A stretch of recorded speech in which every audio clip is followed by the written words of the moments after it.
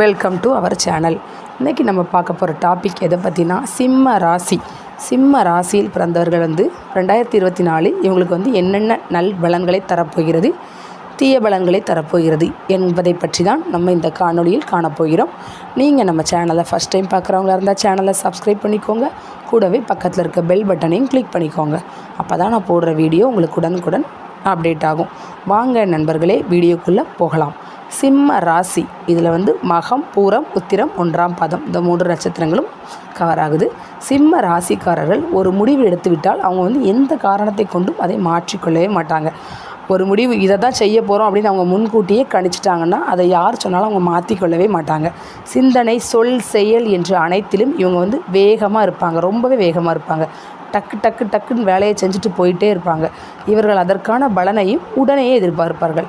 இந்த சிம்ம ராசிக்காரர்கள் ரொம்பவே ஆர்வமாக இருப்பாங்க, எல்லா வேலையும் உடனே செஞ்சு முடிப்பாங்க.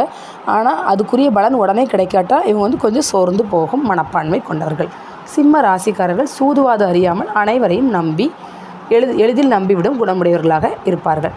இவங்களுக்கு நல்லது கெட்டது அப்படிங்கிறது இவங்க ஒருத்தவங்களை கணிக்க தெரியாது. ஒருத்தவங்களை கணிக்க தெரியாமல் அவங்ககிட்ட பழகிட்டு அதனால் இவங்களுக்கு சின்ன சின்ன பிரச்சனைகள் வரும். இவங்க தற்புகழ்ச்சிக்கு அடிமையானவர்கள். இவங்க என்பதை புரிந்து கொள்ளும் உடனிருப்பவர்கள் இவர்களை புகழ்ந்து பேசிய காரியங்களை சாதித்து கொண்டு பின்னால் திட்டுவார்கள்.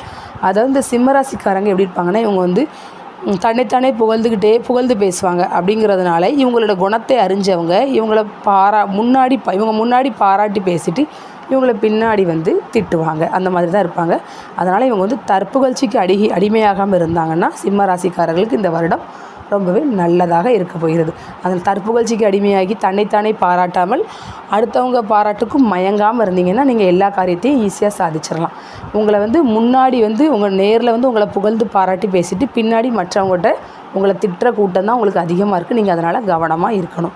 ஆனால் இவர்கள் பிறர் பழிச்சொற்களுக்கு செவி சாய்க்காமல் தனது விடாமுயற்சியால் பல சாதனைகளை செய்வார்கள். இவங்க எந்த இதையும் காதில் எடுத்துக்காமல் மண்டைக்குள்ளே ஏற்றாமல் இவங்க பல சாதனைகளை செய்து முடிப்பார்கள். பின்னால் இருந்து கொண்டு குறை கூறுபவர்களையும் உடனிருந்தே துரோகம் செய்பவர்களையும் இவர்களுக்கு பிடிக்கவே பிடிக்காது. இவங்ககிட்ட ஒருத்தங்க பொய்யா பழகிறாங்க அப்படின்னு தெரிஞ்சுன்னா இவங்க அவங்கள ஈஸியாக வெறுத்துருவாங்க. இவங்கள அவ்வளோ சீக்கிரத்தில் யாராலையும் ஏமாற்ற முடியாது. சிம்ம ராசி நண்பர்களே, இந்த 2024ஆம் ஆண்டு பல நற்பலன்களை காண முடியும். கடந்த ஆண்டு சில சந்தோஷங்களையும் சில சோதனைகளையும் சந்தித்த நீங்கள் இந்த ஆண்டு புது உற்சாகத்துடன் காணப்படுவீர்கள். மே மாதம் 1ஆம் தேதி வரை குரு பகவான் ராசிக்கு 9ஆம் இடமான பாக்கியஸ்தானத்தில் அமர்ந்து பல நன்மைகளை உங்களுக்கு வாரி வழங்கப் போகிறார். மே மாதம், அதாவது இந்த முதல் 6 மாதங்கள் உங்களுக்கு ரொம்பவே நல்ல பலன்கள் கிடைக்கப் போகுது. தடைப்பட்ட திருமணங்கள் தடையின்றி அமையும். குழந்தை பாக்கியம் கிடைக்கும். கணவன் மனைவி ஒற்றுமை மேலோங்கும். தொழில் வியாபாரங்கள் கண்டிப்பாக செழிப்படையும். குரு பகவான் ஜீவனகாரகன் என்பதால் தொழில் ஸ்தானம் சிறப்படையும். வருமானம் நன்றாக இருக்கும். பண சேமிப்பில் உங்களுக்கு ஆர்வம் பிறக்கும். இது வரைக்கும் சேமிப்புங்கிறதே நீங்கள் இல்லாமல் இருந்தீங்கன்னா இந்த வருஷம் நீங்கள் கண்டிப்பாக பணம் சேமிப்பீங்க. கடன் சுமைகள் உங்களுக்கு படிப்படியாக குறையும். புதிய பதவிகள் கிடைக்கும். அரசியல் செல்வாக்கு உங்களுக்கு கூடும். வங்கி பணி, நிதி நிறுவனங்கள், கல்வி ஸ்தாபனங்கள் செழிப்படையும். மே 1ஆம் தேதிக்கு 10ஆம் இடமான தொழில் ஸ்தானத்துக்கு வருவதால் மே 1ஆம் தேதி ராசிக்கு 10ஆம் இடமான தொழில் ஸ்தானத்துக்கு வருவதால் அந்த நேரத்தில் புதிய முதலீடுகள் எதுவும் போட வேண்டாம். வரக்கூடிய வருமானம் வந்து கொண்டே இருக்கும்.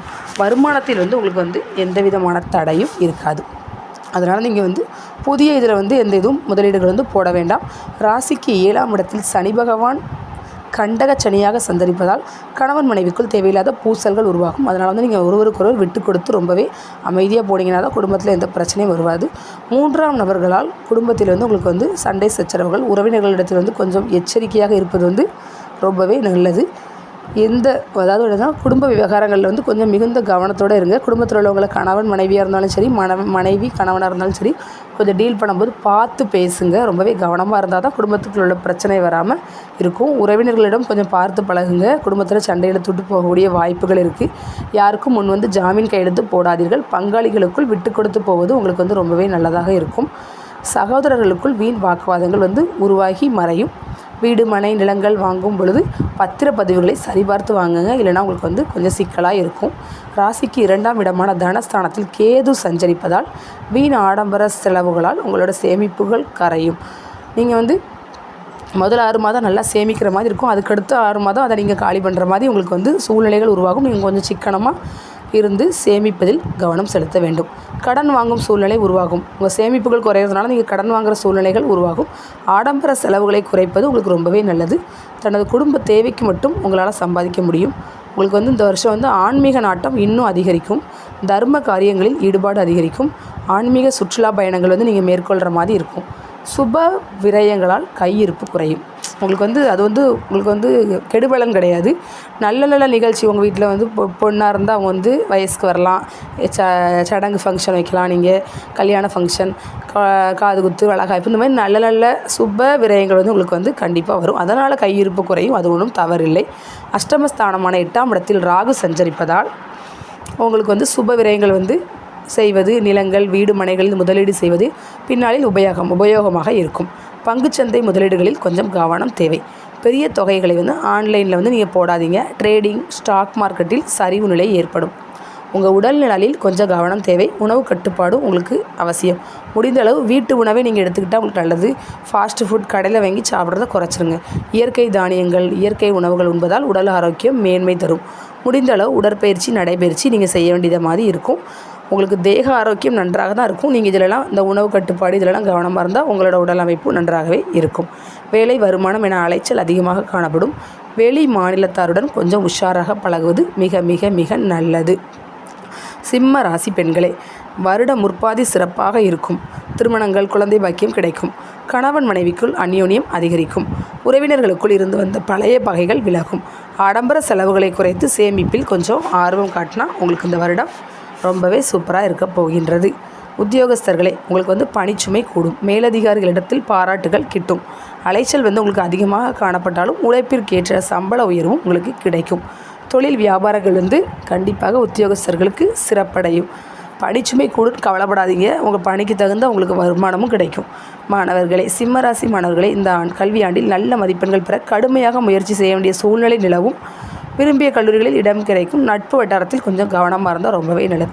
சிம்ம ராசி என்பவர்களே, இந்த வருடம் முழுவதும் உங்களுக்கு வந்து ஒரு 50% நல்லது நடந்தாலும் 50% கொஞ்சம் கஷ்டகாலம்தான். நீங்கள் கொஞ்சம் கவனமாக இருக்கணும். உங்களுடைய உடல் நலனில் ரொம்ப கவனமாக இருக்கணும். ஆரோக்கியமான உணவுகளை மட்டும் உட்கொண்டு கொஞ்சம் நடைபயிற்சி, உடல் பயிற்சி செஞ்சு உடம்பை கொஞ்சம் பாதுகாத்துக்கிட வேண்டிய இது இருக்கும்.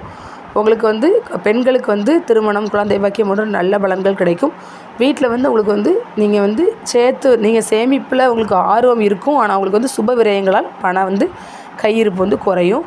நீங்கள் வந்து கொஞ்சம் கடன் வாங்குற மாதிரி இருக்கும். இந்த வருடத்தில் உங்களுக்கு நிறைய நல்ல பலன்கள் நடக்கும். நீங்கள் வந்து ரொம்பவே உற்சாகத்துடன் செயல்படுவீங்க.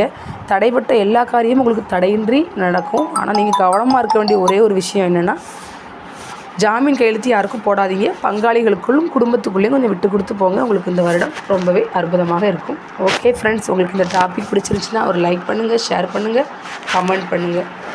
மீண்டும் இன்னொரு நல்ல வீடியோவில் உங்களை சந்திக்கிறேன். அதுவரை நன்றி.